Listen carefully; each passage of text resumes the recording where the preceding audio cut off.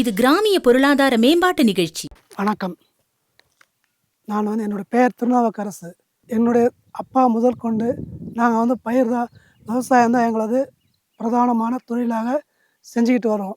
நாங்கள் இப்போ பார்த்திங்கன்னா எங்களோட நிலத்தில் 10க்கு 10 என்ற நெல் ரகத்தை தான் நாங்கள் பயிர் செஞ்சுட்டு இருக்கோம்.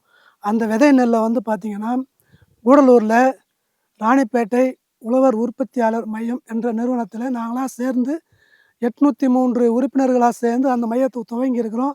அங்கே தான் நாங்கள் விதை நெல் வாங்கியிருக்கிறோம். அது மட்டும் அல்லாது அதற்கான மருந்து, பூச்சிக்கொல்லி அத்தனையுமே நாங்கள் அந்த ராணிப்பேட்டை உழவர் உற்பத்தியாளர் மையத்திலிருந்து தான் நாங்கள் வாங்கி பயன்பெறுகிறோம். மற்ற மருந்து தனியார் கடைகளை காட்டிலும் எங்களுக்கு குறைவான விலையில் எங்கே கிடைக்குது. அதனால் நாங்கள் நாங்களாக உற்பத்தி பண்ண உருவாக்கின அந்த மையத்தில் இருந்து தான் நாங்கள் மருந்தெல்லாம் வாங்கி பயன்படுத்துகிறோம். அதனால் எங்களுக்கு ஓரளவுக்கு இந்த நிறுவனத்தின் மூலமாக எங்களுக்கு நன்மை கிடைக்குது. அது மட்டும் அல்லாது இந்த முறை நான் பயிர் பண்ணியிருக்கிறது 10க்கு 10 என்ற நெல் ரகம். இதை எதற்கு பயன்படுத்துகிறோன்னா பொரிக்கு, அவல் இந்த மாதிரி ஐட்டங்களுக்கு பயன்படுத்துகிறோம் அந்த நெல் விதைகளை. அதை நாங்கள் பயிர் பண்ணி நாங்கள் உற்பத்தி பண்ணுறத காஞ்சிபுரம் INFPC நிறுவனத்துக்கு நாங்கள் எங்களது கொள்முதல் செய்யப்பட்ட இந்த 10-10 ரகத்தை அவங்களுக்கு தான் கொடுக்குறோம். அவங்களும் நல்ல விலைக்கு எங்களுக்கு திருப்தியான முறையில் செஞ்சு கொடுக்குறாங்க. அது மட்டும் இல்லை, நாங்கள் இந்த விவசாயம் பண்ணுறதுல மிகப்பெரிய சிரமங்களெல்லாம் இருக்குது. ஆள் கிடைக்காத பற்றாக்குறை அப்படியெல்லாம் இருக்குது. அதனால் இப்போ நாங்கள் பயிர் பண்ணுறது பார்த்திங்கன்னா ஆளும் நடுறாங்க, ப்ளஸ்ஸு ஆள் கிடைக்காத சூழ்நிலையில் மிஷின் நடவு டிரான்ஸ்பிளேட்டரில் தான் நடுறோம். நாங்கள் எங்கள் கிராமத்தை பொறுத்த வரைக்கும் பார்த்திங்கன்னா எல்லாம் கையில் தான் நட்டுட்டு இருந்தாங்க ஆளை வச்சு. ஆனால் ஒரு சூழ்நிலையில் எங்களுக்கு ஆள் கிடைக்காத சூழ்நிலை ஆயிடுச்சு. விதை விட்டு நாற்று நட முடியாத சூழ்நிலையை ரொம்ப கஷ்டமாயிட்டேன் நான். அதனால் என்ன செஞ்சேன், அந்த பற்றாக்குறையை நிவர்த்தி பண்ணணுன்றதுக்காகவே நெல் நடவு இயந்திரம் ஒன்று முதல்ல எங்கள் கிராமத்தில் எடுத்துன்னு வந்தது நான் தான். முதல்ல நடுறதுக்கு எல்லாருமே பயப்பட்டாங்க. என்னை சுற்றி இருக்கின்ற கிராமத்து ஆளுங்க எல்லாருமே இந்த மிஷின் நடவு நட்டால் என்ன ஆகுமோ, எப்படி விளையும், அது ஈல்டு கிடைக்குமோ அப்படிங்கிற பயத்தில் யாருமே அதை பண்ணாது இருந்தாங்க. ஆனால் நான் என்ன செஞ்சேன், பயிர் தொழிலுன்னு இறங்கிட்டோம். அதனோட லாபமோ நஷ்டமோ செஞ்சால் தான் அதனுடைய பலன் என்ன, அதனோட நஷ்டம் என்ன தெரிஞ்சிக்க முடியும்னு சொல்லிட்டு துணிஞ்சு அந்த மிஷினை நானே காசு கொடுத்து வாங்கிட்டு என்னோடய நிலத்தில் தான் முதல்ல நான் அந்த டிரான்ஸ்பிளேட்டரை வச்சு நடவு செய்தேன். ஆனால் அந்த நேரத்தில் எனக்கு நல்ல ஈல்டு கிடச்சிது. என்னை பார்த்து தான் பிறகு என் சுற்றி இருக்கின்ற என்னுடைய கிராமத்து மக்கள் அந்த மிஷின் நடவு பயன்படுத்தலாம் அப்படிங்கிற ஒரு சூழ்நிலைக்கு அவங்களும் வந்தாங்க. இப்போது என்னுடைய கிராமத்தில் பாதி பேருக்கு மேலே மிஷின் நடவு தான் நடுறாங்க. பாருங்கள், நல்லா இருக்குது, அருமையான விளைச்சலும் கிடைக்குது. அதற்கு தேவையான மருந்து எல்லாவற்றையும் சரியான நேரத்தில் பயன்படுத்தினா நம்முடைய நிலத்தில் நல்ல ஈல்டை பார்க்க முடியும். அதனால் நான் இப்போ நடவு மிஷின் நடவு தான் நடுறேன். ஆள் பற்றாக்குறைக்கு ஒரு காரணம் இந்த கவர்மெண்ட்டோட ஸ்கீமில் வேலை செய்கிறாங்க பாரு, ஏரி வேலை, அதுக்கு போயிருந்தனால எங்களுக்கு ரொம்ப ஆள் டிமாண்ட் ஆகிடுது. அதனால் நான் மிஷின் நடவுக்கு மாறிட்டேன். அதை தான் செஞ்சுட்டு இருக்கிறேன். ஆனால் சிறப்பான முறையில் எங்களது விவசாயம் நல்லபடியாக நடக்குது. எங்களது விளை பொருட்களை எங்களால் முடிந்த வரையிலும் நாங்கள் இந்த ராணிப்பேட்டை உழவர் உற்பத்தியாளர் நிறுவனத்துக்கு தேவைக்கு கொடுக்குறோம். எங்களது பொருட்களை மதிப்பு கூட்டு விற்று எங்களது விளை பொருட்களை நாங்கள் நல்ல விலைக்கு விற்கிறதுக்கு எங்களுக்கு அந்த நிறுவனமும் நல்ல உதவி செய்து, நபார்டு வங்கியின் மூலமாக சில நல்ல உதவிகள் நடக்குது. அவர்களுடைய சப்போர்ட்டிவில் இங்கே இருக்கின்ற அதிகாரிகளெல்லாம் நம்மளுக்கு என்ன தேவைப்படும், இவர்களுக்கு என்ன ஒரு மருந்து கொடுக்கலாம், அல்லது இவங்களை சப்போர்ட் பண்ணுற விதமாக இவங்களுக்கு என்னென்ன ஒரு வகையான ஆலோசனையெல்லாம் கொடுக்கலாம் என்று சொல்லி அவர்கள் அதையெல்லாம் செய்து நிறைவான முறையில் எங்களுக்கு உதவி செஞ்சுக்கிட்டு இருக்கிறாங்க. நபார்டு வங்கிக்கும் எங்களுக்கு நல்ல உதவி செய்து நன்றியை தெரிவிச்சுக்கிறோம். அது மட்டும் இல்லை, இப்போது இந்த நிலத்தில் நாங்கள் ஒரு ஏக்கருக்கு 30 மூட்டை தான் அறுவடை ஆகுது. ஆனால் அதை மேற்கொண்டும் பண்ணணுன்னா எங்களுக்கு மருந்து செலவு அதிகமாகுது. இன்றைக்கு போன முறை ஒரு 3-4 மாதத்துக்கு முன்னாடி நாங்கள் விவசாயத்துக்கு வாங்கின மருந்து பார்த்திங்கன்னா 1400 ரூபா 350 ரூபா இருந்த ஒரு மூட்டை காம்ப்ளெக்ஸ் மருந்து இன்றைக்கி 2100 ரூபாய் விலையில் போயிட்டு இருக்குது. இந்த அளவுக்கு மருந்து விலை உயர்ந்தால் நாங்கள் எப்படி விவசாயம் பண்ணுறது? எங்களது விவசாயினுடைய கஷ்டங்களை புரிந்து கொண்டு எங்களது கொள்முதலான நெல் ஆகட்டும், விளை பொருட்களை அரசாங்கம் மேலும் உயர்த்தி கொடுத்தா தான் நாங்கள் இந்த விவசாயத்தை சரியாக செய்ய முடியும். அப்படி இருக்கிற போது அரசாங்கமும் எங்களுக்கு ஒத்துழைப்பு கொடுக்கணும். ஏன்னா மருந்து விலை அவ்வளோ விலை ஆகிக்கிட்டு ஏறிட்டு போனால் எங்களது நெல்லுடைய தரம் விலை கம்மியாகவே இருக்கும்போது நாங்கள் மருந்து போட்டாலும் பயன்படுத்த முடியல. அதனால் வந்து அரசாங்கம் ஒரு கவனத்தை கொண்டு வந்து மருந்து விலையை மானியத்தில் கொடுப்பாங்களோ அல்லது குறைச்சி கொடுப்பாங்களோ, எங்களுக்கு கம்மி ரேட்டில் கிடைக்கிற மாதிரி செய்யணும். எங்களது நெல் வந்து டிபிசி மூலமாக நாங்கள் கொடுக்குறோம். ஆனால் அதற்கு சில ரூல்ஸுங்கெல்லாம் பண்ணுறாங்க. ஈரப்பதம் இருக்கக்கூடாது, நல்லா காஞ்சிருக்கணுன்றாங்க. மழை டைம்களில் நாங்கள் எப்படி ஈரப்பதம் இல்லாமல் கொடுக்க முடியும்? அதை கொஞ்சம் ஈரப்பதத்தை குறைச்சி அந்த மாதிரி நேரத்துக்கு எடுக்கிற மாதிரி அரசாங்கம் ஒத்துழைப்பு எங்களுக்கு கொடுக்கணும். அதை நாங்கள் கேட்டுக்கிறோம். அது மட்டும் இல்லாமல் எங்களது விளைபொருட்களை நல்ல விலைக்கு எடுக்கிறதுக்கு அரசாங்கம் முன் வரணும். நாங்கள் வந்து ஏற்கனவே வேர்க்கடலை எல்லாம் போட்டோம், கரும்பு விவசாயமும் பண்ணியிருந்தோம். அதற்கெல்லாம் ஆள் பற்றாக்குறை எல்லாம் இருக்கிறதுனால தான் நெல் விவசாயத்துக்கு நாங்கள் வந்திருக்கிறோம். இதில் என்ன ஒரு ப்ளஸ்ன்னா, உழுவதற்கு ரொட்டோட்டர் வந்துடுது, மிஷின் இயந்திரம் ஆயிடுச்சு. நடவுக்கு நடவு நடுற மிஷின் வந்துடுச்சு, அது ஒரு பலன் எங்களுக்கு. அறுவடைக்கு அறுவடை இயந்திரம் வந்துடுச்சு. அப்படினால எங்களுக்கு மருந்து போடுற அந்த ஒரு கஷ்டங்கள் மட்டும்தான். மீதி ஓரளவுக்கு மிஷின் வந்ததுனால நெல் உடைய கஷ்டங்கள் எனக்கு கொஞ்சம் கம்மி தான். பயிர் வைக்கிறதுல செலவுகள் எவ்வளவு போனாலும், ஆனால் கொஞ்சம் கஷ்டம் இல்லாமல் நாங்கள் வந்து அந்த விவசாயம் பண்ணுறோம். அது மட்டும் உண்மை. அதாவது விஞ்ஞான முறையில் விவசாயத்திற்கென்று ரொட்டோட்டரு ப்ளஸ் நடவு இயந்திரம், களை பறிக்கிற இயந்திரம், அறுவடை இயந்திரம் இதையெல்லாம் உற்பத்தி பண்ணதுனால தான் நாங்கள் விவசாயத்தில் இன்னமும் கொஞ்சமாவது செஞ்சுட்டு இருக்கோம். இந்த மாதிரியான ஒரு முறைகளெல்லாம் இல்லைன்னு சொன்னால் நாங்களும் விவசாய பயிரையே விற்றுட்டு வெளியே எங்கேயாவது போய்ட்டு சிட்டிலேயோ கம்பெனியில் ஏதோ ஒரு கம்பெனியில் தான் போய் வேலை செய்யணும். அதுக்கு வாய்ப்பே கிடையாது. ஆனால் அது மாதிரி தான் செஞ்சுட்டு இருக்க நிலமை. இருந்தாலும் நாங்கள் வந்து விவசாயத்தை விடக்கூடாது. விவசாயம் இல்லை என்றால் நாடே கிடையாது. அதை ஒரு நம்பிக்கையில் எல்லாம் சினிமாவிலெல்லாம் சொல்கிறோம், விவசாயம் முக்கியம் கொடுப்போம். அது அவங்க வகையில் சொல்கிறதோடு அவங்க சரியாக போயிடுது. அதை வந்து யாரும் வந்து செயல்படுத்துறதுலாம் கிடையாது. அதுதான் உண்மையான விஷயமே. அதனால் அதையும் பொருட்படுத்தாமல் நம்ம நாட்டுக்காக நம்ம பயன்படணும் பார்க்கணுன்றதுக்காக தான் நாங்கள் விவசாயம் பண்ணுறோம். எங்கள் விவசாயினுடைய கஷ்டத்தைய வெளிக்கொண்டு வரத்துக்காக இந்த மக்கள் தொலைக்காட்சி மிக ஒரு நல்ல ஒரு சேவை செய்கிறாங்கன்னு தான் நாங்கள் சொல்லணும். ஏன்னா இந்த மாதிரி வயல்வெளி, வெயில், காடு இந்த இடத்துல வந்து எங்களுக்காக அவங்க வந்து அவங்களும் வெயிலில் நின்று இந்த பதிவுகளை எடுத்து தொலைக்காட்சியில் போடுற போது எங்கள் கஷ்டம் வந்து மற்ற எல்லாருக்கும் தெரிய வருது. நாங்கள் எவ்வளோ கஷ்டப்படுறோம்.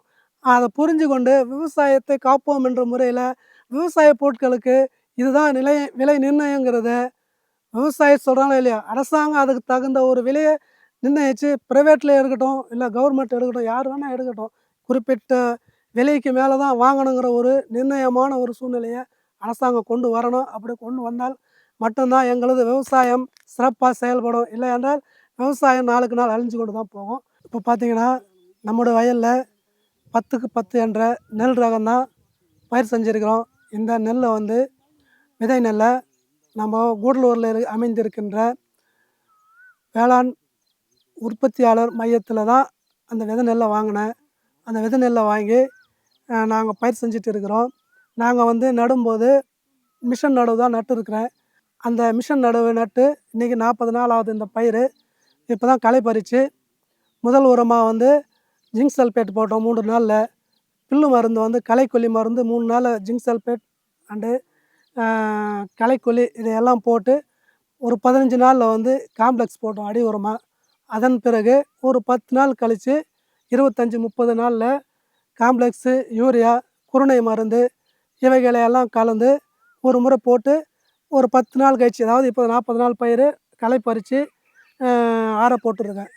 தரை ஈரம் கொஞ்சம் ஆறின உடனே ஸ்ப்ரேயிங் பண்ணுவோம். பூச்சிக்கு குருத்து பூச்சி, சோகைப்பூச்சி நோய் இப்படிப்பட்ட சில பிரச்சனைகள் நம்ம பயிருக்கு பேசிக்காக வரக்கூடியது. அவற்றிற்கு நாங்கள் வந்து தெளிப்பான் முறையில் ஸ்ப்ரேயிங் பண்ணுவோம். இந்த 40 நாள் பயிரில் ஸ்ப்ரே பண்ணி முடிந்த உடனே ஒரு 15 நாள் கழித்து மீண்டும் ஒரு சின்னதாக ஒரு உரம், அதாவது 15 நாளைக்கு ஒரு முறை ஏதாவது ஒரு உரம் போட்டுக்கிட்டே தான் இருக்கணும். அந்த வகையில் இப்போ வந்து 40 நாள் ஆயிடுச்சு. இதுக்கப்புறம் வந்து சல்பேட், அமோனியம் சல்பேட்டு ப்ளஸ்ஸு பூச்சிக்கான மருந்து போர்ச்சி இது மாதிரி ஒரு மருந்துகளை கலந்து போடும்போது இன்னும் 10-15 நாளில் ஆட்டோமேட்டிக்காக அதை வந்து தொண்டை பயிருக்கு வந்துடும். தொண்டை பயிருக்கு வந்துச்சுனாக்கா தொண்டை பயிர் வந்த உடனே அப்போது ஒரு ஸ்ப்ரேயிங் பண்ணணும். குருத்து பூச்சியோட தாக்கம் அப்போ அதிகமாக இருக்கும். அதனால் அந்த நேரத்தில் ஒரு ஸ்ப்ரே பண்ணுவோம். அந்த ஸ்ப்ரே பண்ணி முடிஞ்சதுக்கு அப்புறமா தான் இன்னொரு டைம் சல்பேட் போடுவோம். அப்போ தான் வந்து கதிர் வந்து நல்ல முறையில் ஃப்ரெஷ்ஷாக வெளியே வரும். எல்லா சின்ன பயிரும் கூட அதனுடைய கதிரை எடுத்துக்கிட்டு வரும். அந்த மாதிரி வரும். அந்த மாதிரி அந்த நேரத்தில் அந்த மருந்து போட்டோம்னா அதன் பிறகு நல்லபடியாக கதிர் வெளியே வரும். ஃப்ரெஷ்ஷாக கதிர் வெளியே வந்து நல்ல பயிராக இருக்கும். அதன் பிறகு 1 மாதம் இதை எடுத்துக்கும். நல்லா பழுத்து அதில் பால் ஏறி அறுவடைக்கு தயாராகிறதுக்கு. அப்படி அறுவடைக்கு தயாராகின்ற அந்த நேரத்தில் நாங்கள் வந்து மிஷினரியத்தை கொண்டு தான் அறுவடை பண்ணுறோம். கையில் பண்ணுறதுக்கெல்லாம் இப்போ ஆளுங்கள் இல்லாததுனால மிஷின் அறுவடை தான். மிஷினில் ஒரு ஏக்கருக்கு வந்து ரூ. 1800 இருந்து ரூ. 2000 வரைக்கும் அறுவடை பண்ணுறதுக்கு கேட்குறாங்க. அவ்வளோ கொடுத்து நாங்கள் அறுவடை பண்ணுறோம். அறுவடை பண்ணுகின்ற அந்த நெல்லை வந்து இப்போ நாங்கள் பயிர் பண்ணது 10க்கு 10. இந்த 10க்கு 10 வந்து நம்முடைய லோக்கலில் இருக்கிற விவசாயிகள் விரும்பி யாரும் எடுக்க மாட்டாங்க. அதனால் காஞ்சிபுரத்தில் இருக்கிற INFCC அந்த நிறுவனத்துக்கு எங்களது நெல்லை நாங்கள் கொடுக்குறோம். அவங்களும் நல்ல விலைக்கு கொடுக்குறாங்க. இது மட்டும் அல்லாது எங்களது ராணிப்பேட்டை உழவர் உற்பத்தியாளர் மையத்தின் மூலமாக கிராம் துர்கான் என்ற ஒரு மையத்தை தொடங்கி இருக்கிறோம். இப்போது தான் ஷோலிங்கரில்.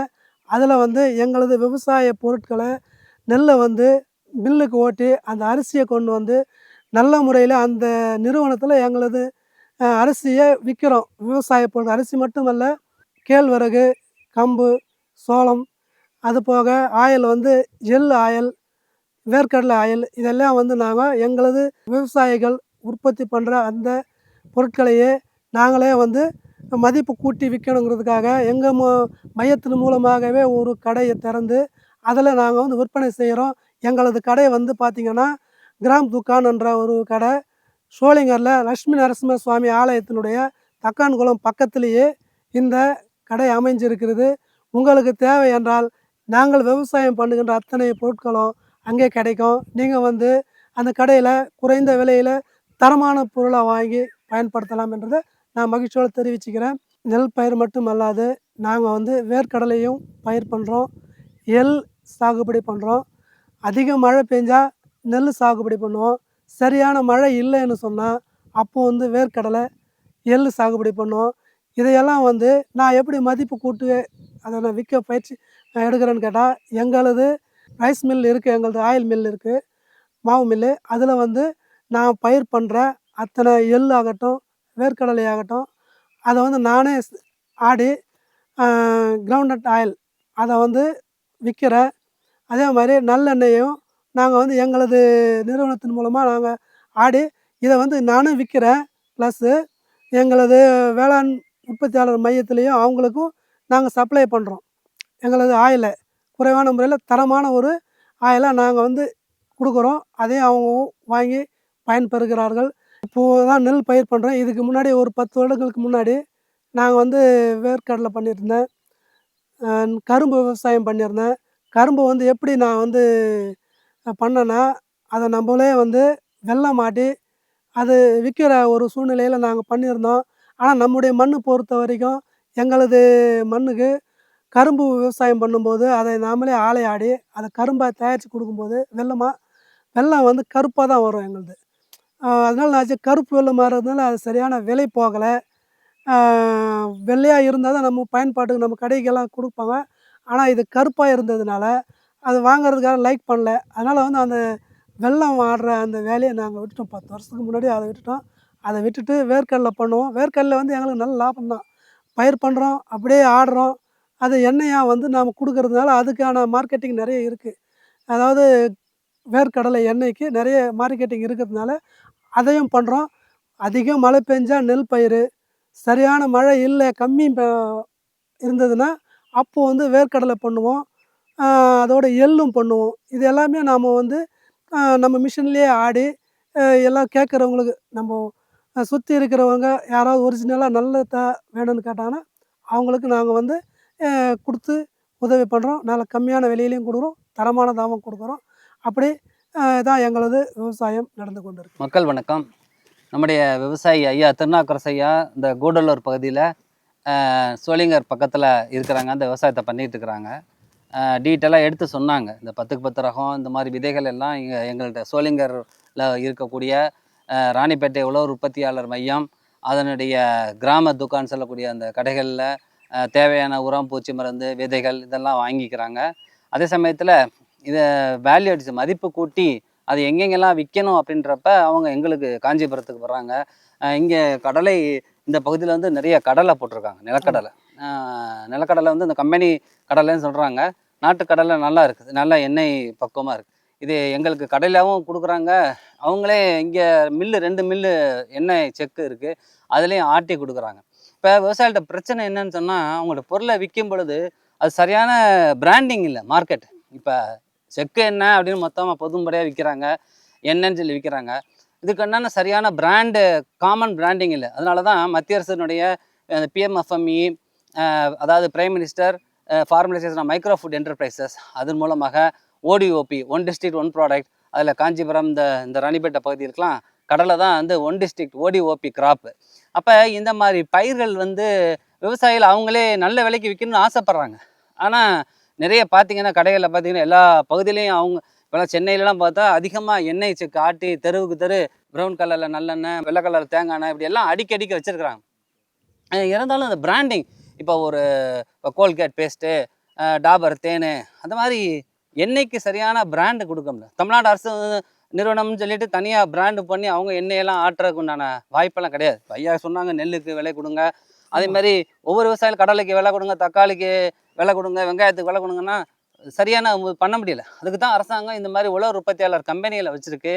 அவங்க வந்து சில இந்த மாதிரி ஆலைகள் எல்லாம் போட்டு அவங்களுடைய பொருளை மார்க்கெட் பண்ணணும். இந்த மார்க்கெட்டை சந்தைப்படுத்துதல் தான் முக்கியம். இந்த FPO உடைய கான்செப்டே விவசாயியோட வருவாயை அதிகரிக்கணும், அதை சந்தைப்படுத்தணும். இப்போ சந்தைப்படுத்தணும் அப்படின்னு சொன்னால், இப்போ ராணிப்பேட்டை அரிசி அப்படின்னு சொல்லி நம்ம கொண்டு வரக்குன்னு நாளாகும். அதே மாதிரி பிராண்டு வந்துச்சுன்னா, ஒரு பிராண்டிங், காமன் பிராண்டிங் சொல்கிறாங்க இந்த ப்ராஜெக்டில். மத்திய அரசாங்கடைய திட்டம் ஒரு 50% மானியத்தில் இந்தியன் நேச்சுரல் ஃபார்மர் ப்ரொடியூசர் கம்பெனின்னு சொல்லக்கூடிய இந்திய இயற்கை விவசாய உற்பத்தியாளர் கம்பெனி, காஞ்சிபுரத்தில் இருக்கக்கூடிய கம்பெனிக்கு அந்த திட்டம் வந்திருக்கு. காமன் பிராண்டிங், அதாவது FPO, இந்த PMFMEயில் பயனடையக்கூடிய எண்ணெய் உற்பத்தியாளர்கள், இவங்க எல்லாருடைய பொருட்களுக்கும் ஒரு காமன் பிராண்டிங் கொடுத்து, இவங்க இப்போ மொத்தமாக ஆட்டுறீங்கல்ல உங்கள் எண்ணெய், எங்களுக்கு கொடுக்குறீங்களே, அந்த மாதிரி எண்ணெயை நாங்கள் இந்த பகுதியிலேருந்து தான் வாங்குகிறோம், ராணிப்பேட்டை விவசாயிலேருந்து வாங்குகிறோம், காஞ்சிபுரம் பகுதியிலேருந்து வாங்குகிறோம், இந்த மாதிரி விஷயங்கள் எல்லாம் சொல்லி அதெல்லாம் வந்து அதிலே போட்டுரும். இந்த உற்பத்தியாளர் இந்த இடத்துல உற்பத்தி செய்யப்பட்டதுன்னு சொல்லி. ஆனால் அதுக்கு ஒரு காமன் பிராண்டிங் கொடுக்குறோம். அதுதான் பூமி ப்ரைடு அப்படின்னு காமன் பிராண்டிங் கொடுத்து, அதன் மூலமாக விவசாய பூமி ப்ரைடு அப்படின்னாலே இது வந்து இந்த விவசாய உற்பத்தியாளர் கம்பெனிகளுடைய பொருட்கள், சுய உதவி குழுக்களுடைய பொருட்கள் அப்படின்னு சொல்லி இதை பண்ணுறதுக்கு ஒரு வாய்ப்பாக இருக்கும். இதை இந்த ஹேண்ட் இன் ஹேண்ட் இந்தியா சொல்லக்கூடிய நம்முடைய நிறுவனம் வந்து இந்த முயற்சியை எடுத்து ஒரு காமன் பிராண்டிங் திட்டம் கொண்டு வரணும். விவசாயிகளோட பொருட்களுக்கு நல்ல விலை கிடைக்கணும். எலைட் மார்க்கெட் இங்கே Chennai, high value market Chennai, Kanchipuram, Tiruvallur, Tiruvannamalai போன்ற பகுதியில் எல்லாம் போகுது. அதுக்கு பிராண்டிங் கொடுக்கறதுக்காக தான் இந்த காமன் பிராண்டிங் சொல்லக்கூடிய அந்த பூமி ப்ரைடுன்னு சொல்லிட்டு. இப்போ ஒவ்வொரு உழவர் உற்பத்தியாளர் கம்பெனி, இப்போ ஐயா திருநாவுக்கரசையா இங்கே கூடலூர் பகுதியில், ராணிப்பேட்டை பகுதியிலேருந்து வர மாதிரி ஒவ்வொரு மாவட்டத்திலேருந்து வரக்கூடிய விவசாயிகள் இதை கொண்டுட்டு வந்து கொடுத்து, இதை ஒரு காமன் பிராண்டிங்கில் மார்க்கெட் சந்தைப்படுத்துறதுக்கு இது ஒரு நல்ல திட்டம். மத்திய அரசினுடைய மாநில அரசினுடைய உதவியினுடைய TNFAME ஆஃபீஸ், நம்ம சென்னையில் இருக்கக்கூடிய கிண்டி ஆஃபீஸில் இந்த திட்டத்துக்கான வரையறையெல்லாம் நம்ம கொடுத்து 3 மினிஸ்ட்ரிலையும் பர்மிஷன் வாங்கி இந்த கொடுக்குறாங்க. இதை நிறையா அட்வர்டைஸ்மெண்ட் பண்ண, இந்த விவசாய பொருட்கள் அப்படின்னு நம்ம அட்வர்டைஸ் பண்ணோம். இப்போ எங்கே ஏர்போர்ட்டு, பஸ்ஸில், பெரிய பெரிய கம்பெனிகள்லாம் நல்லெண்ணெய் அவங்கெல்லாம் பார்த்திங்கன்னா பெரிய நிறைய விளம்பரம் பண்ணுறாங்க. பெரிய கார்ப்பரேட் கம்பெனி தான் விளம்பரங்கள் பண்ண முடியும். விவசாயி எந்த வகையில் விளம்பரம் பண்ண முடியும்? இவர் வந்து நான் வந்து விவசாயம் சொல்லி ஃபோட்டோ எடுத்து என்னோட எண்ணெய் அப்படின்னு சொல்லி சொல்ல முடியாது. அதுக்கு ஒரு காமன் பிராண்ட் வேணும், அரசாங்கம் அதை முன்னெடுத்து கொடுக்கணும். அப்படின்றதுனால தான் இந்த திட்டங்கள். ஆமாம், இப்படி பண்ணால் தான் நம்ம வந்து நாங்கள் எங்களோட பொருளை உண்மையானதுன்னு சொல்லிட்டு கொடுக்க முடியும். நீங்கள் விற்கிறது ஈஸியாக இருக்கும். எங்களுக்கு அரசாங்கம் வந்து ஒரு அங்கீகாரம் கொடுத்துருக்கு, இந்த பிராண்டில் பூமி ப்ரைடு இந்த பிராண்டில் வீங்க அப்படின்னு சொல்லிட்டு கொடுக்குறதுக்கு அங்கீகாரம் கொடுத்துருக்குன்னு சொல்ல ஒரு வாய்ப்பை அரசாங்கம் உருவாக்கி கொடுத்துருக்கு. மற்ற விவசாயிகளுக்கும் எடுத்து சொல்லி, மற்ற விவசாய உற்பத்தியாளர் கம்பெனிகளுக்கும் எடுத்து சொல்லி, பொதுவான இந்த பிராண்டில் உங்களுடைய பொருளை விற்கிறதுக்கு ஒரு வாய்ப்பை கொடுத்தீங்கன்னா தான் அது மக்களை ரீச் அடையும். கொடுக்குறோங்க ஐயா, நாங்கள் அது மாதிரி பண்ணிக்கிட்டு தான் இருக்கிறோம். இனிமேல் இப்போ நீங்கள் ஒரு சப்போர்ட்டிவாகவும் இதை நல்லா பயன்படுத்தணும்னு சொல்கிற போது கண்டிப்பாக நான் மேற்கொண்டு எல்லாருக்கும் அதை சொல்லி அதை பயன்பெற வகையில். அதுதான் நபார்டு வங்கி காலையில் பேசுனாங்க. அவங்க சொல்லும் பொழுது கூட இந்த கிராமத்துக்கான இந்த திட்டங்கள்லாம் வந்து என்னென்னா விவசாய பொருட்களை அவங்க ஊர்லேயே சந்தைப்படுத்துறது, வெளியே இது இனிமே அடுத்து வெளிநாடுகளுக்கெல்லாம் சந்தைப்படுத்தணும்னு சொன்னால் காமனான ஒரு பிராண்டிங் வேணுன்றக்காண்டி ஆமா. இந்த மாதிரி திட்டம். இப்போ உங்கள் விவசாய உற்பத்தியாளர் கம்பெனின்னு கொண்டு வந்துட்டீங்க.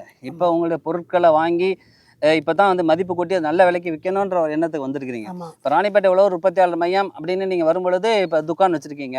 ஏன்னா உணவுப் பொருட்களை விற்கிறீங்க. இப்போ நீங்கள் உரம் பூச்சி மருந்தெல்லாம் அது தனி செக்ஷனில் அது தனி அது தனி கடையா இருக்கு. அது தனி இப்போ புதுசா இது ஒண்ணு விவசாய பொருட்களை வந்து உணவுப் பொருட்கள். உணவுப் பொருட்களை விற்கிறதுக்காக ஒரு கிராம் துக்கான ஒரு கடையை திறந்திருக்கோம். ஆமாம். அப்போ இது வரும்பொழுது இதுக்கு தனியாக எஃப்எஸ்எஸ்ஐ லைசன்ஸு. ஆமா. எஃப்எஸ்எஸ்ஐயில் நீங்கள் உற்பத்தியாளரும் லைசன்ஸ் வாங்கிக்கலாம். ம். அதாவது எஃப்எஸ்எஸ்ன்னு தெரியல, அந்த உணவு பாதுகாப்பு ஆமா. அவங்க கொடுக்குற லைசன்ஸ் வச்சுக்கணும். license, ஆமா. அதில் வந்து சேல்ஸ் பண்ணுறதுக்கு லைசன்ஸ் இருக்குது, டிஸ்ட்ரிபியூட்டருக்கு லைசன்ஸ் இருக்குது, உற்பத்தியாளர் லைசன்ஸ் இருக்குது. இது ஆரம்பத்திலே நீங்கள் உற்பத்தியாளர் கம்பெனியில் இருக்கிறதுனால உங்களுக்கு உற்பத்தியாளர் லைசன்ஸ் எடுக்கிறது ஈஸி. அதுக்கப்புறம் நீங்கள் இது தனியாக நீங்கள் பிராண்டிங் பண்ணி இதை விற்பனைக்கு நீங்கள் கொண்டு வர முடியும். இது ஏன்னா நீங்கள் விற்பனைன்னு வரும்பொழுது அடுத்து ஜிஎஸ்டி இதெல்லாம் நம்ம செய்யணும். விவசாயிகளுடைய பிரச்சனை என்னென்னா அடுத்து இதுக்கு ஜிஎஸ்டி கட்டணும், மாதம் ஆமா. கணக்கு செலுத்தணும், கணக்கு பார்த்தா விவசாயம் முடிஞ்சு அதெல்லாம் ஒரு பழைய காலம், அதெல்லாம் மாறிடுச்சு. இப்போ எல்லாமே காட்சியெல்லாம் ஆமா, ஆமா. மாறிக்கிட்டே இருக்கு. நம்மளும் அந்த மாற்றத்துக்கு வரணும். ஒரு ஜிஎஸ்டி எடுக்கணும், சிறு தொழில் எம்எஸ்எம்இயில் நம்ம உதயம் சர்டிஃபிகேட் வாங்கிக்கணும். இதெல்லாம் நீங்கள் அடுத்தடுத்த ஸ்டெப்பில் செய்யும் பொழுது நீங்கள் ஸ்டெபிலைஸ் பண்ணுறதுக்கு வசதியாக இருக்கும். இல்ல அரசு அதெல்லாம் வந்து சொல்லிக்கிட்டு தான் இருக்காங்க. ம். மேற்கொண்டு அதை செய்யறதுக்கான முயற்சி செஞ்சுட்டு தான் இருக்கோம். ஆமாம். அது எம்எஸ்எம்இ உதயம் சர்டிஃபிகேட் அது நம்ம எடுத்து கொடுத்தலாம் ம். ஈஸி. அதுக்கப்புறம் இந்த எஃப்எஸ்எஸ்ஐ சர்டிஃபிகேட், அதில் ப்ரொடக்ஷன் சர்டிஃபிகேட் எடுத்துட்டிங்கன்னா டொமஸ்டிக்கில் நம்ம விவசாயிகள் நிறைய பேசுகிறாங்க. இதில் என்னென்னா நம்முடைய நெல் இப்போ நான் சொன்னேன், காலையிலே கூட சொன்னேன், அது ஆந்திரா பொன்னி, ம். கர்நாடகா பொன்னி நம்மளே வாங்கி சாப்பிட்றோம். ஆமா. நீங்களே அவங்க விவசாயிகள் பேசியிருக்கும் தமிழ்நாட்டு பொன்னி அப்படின்னு நீங்கள் விற்கிறீங்களா? இல்லை, அது மாதிரி பிராண்டை நாங்கள் இன்னும் அதை பண்ணல. பண்ணல. அது ஆமா. ஏன்னா பொத்தம் நம்ம கொண்டாட ஆமா, முடியாது. ஆமா. ஆனால் நம்ம சாப்பிட்றோம். ஆனால் நான் கர்நாடகா அங்கே இங்கே போய் கேட்டப்பெல்லாம் ஒன்றும் சொல்லலை. யாரும் வந்து தமிழ்நாட்டு பொன்னியெல்லாம் கேட்கல. இப்போ நம்ம இந்த மாதிரி ராணிப்பேட்டை அரிசி, இப்போ நான் எத்தனை மனச்சநல்லூர் பொன்னி இப்படிலாம் பேர் இருக்கு. அதெல்லாம் நம்ம வந்து திருப்பி நம்ம அந்த பேர்களை எல்லாம் கொண்டுட்டு வரணும். நம்முடைய பாரம்பரிய அரிசி இப்போ நீங்கள் சொன்னீங்க 10க்கு 10 அந்த மோட்டார் ரகம், அது சன்ன ரகம் ஆமா இல்லை, சார், அவளுக்கு ஏற்றது. இது கொஞ்சம் நீளமாக இருக்கும். அப்போ அந்த அவல் வந்து நல்ல மார்க்கெட்டில் நல்ல ஒரு ரேட்டு. இதுக்காக அது ஸ்பெஷாலிட்டியான ஒரு நெல். அந்த ரேட்டு போது இந்த ஆடி மாசத்துல பயிர் சாயாமல் இருக்குன்னு அது மெயினாக ஆமா சொன்னீங்க. ஆமா. உண்மையா வந்து ம். மற்ற பயிரெல்லாம் வந்து பார்த்தா அந்த ஆடி மாதம் காற்று அதிகம், மழை பெய்யுது, அந்த சூழ்நிலையில் வந்து எந்த பயிராக இருந்தாலும் சாய்ஞ்சிடும். ஆனால் இது 10க்கு 10 வந்து பார்த்தீங்கன்னாக்கா மழையே பேஞ்சாலும் அன்றைக்கி மறுநாள் நம்ம அறுவடை பண்ணலாம். ஏன்னா அது வந்து பயிர் சாயறது கிடையாது.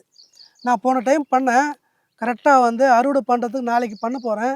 இன்றைக்கு வண்டி வந்து நம்ம அறுவடை இயந்திரம் நம்ம கண்தான வந்து நின்றுச்சு. நாளைக்கு காலைல அறுவடை பண்ண போகிறோம். ஆனால் நைட்டு சரியான மழை, ஃபுல்லாக தண்ணி தேங்கிருச்சு. எப்படி அறுவடை பண்ண போகிறேன்னு நினச்சிருந்தேன். ஆனால் ஒரே ஒரு பயிர் கூட வந்து சாயலை. அதாவது நல்லா அருமையாக நின்று இருந்தது.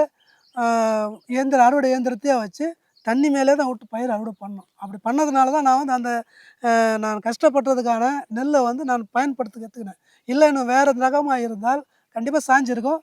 அறுவடை பண்ணுறதுக்கு என்னால் முடியாமல் போயிருக்கும். நல்ல அந்த விஷயம். ஒரு காரணத்துக்காக தான் 10க்கு 10 இந்த ரகத்தை வந்து இந்த ஒரு டைம் மட்டும் நாங்கள் பயிர் பண்ணுறோம். உங்கள் விவசாயிகள் கரெக்டாக செய்கிறீங்க. ஏன்னா நீங்கள் இந்த மழை நேரத்தில் அந்த செப்டம்பர் அக்டோபரில் ஆயுத பூஜை டயத்தில் அந்த பொறி கிடைக்கிறதுக்கு அவல் கிடைக்கிறது தேடி உங்களை தேடி வர்றாங்க. இத்தனை கஸ்டமர் வர்றாங்க. நாங்களே காஞ்சிபுரத்துலேருந்து வந்து உங்கள்கிட்ட வாங்கிட்டு ஆமாம், வந்தோம். நாங்கள் அப்படி தானே கொடுக்குறோம். ஆமாம். அப்போ அந்த மாதிரி தகவலை வந்து இப்போ விவசாயிகளுக்கு எடுத்து சொன்னதுக்கு ரொம்ப நன்றி.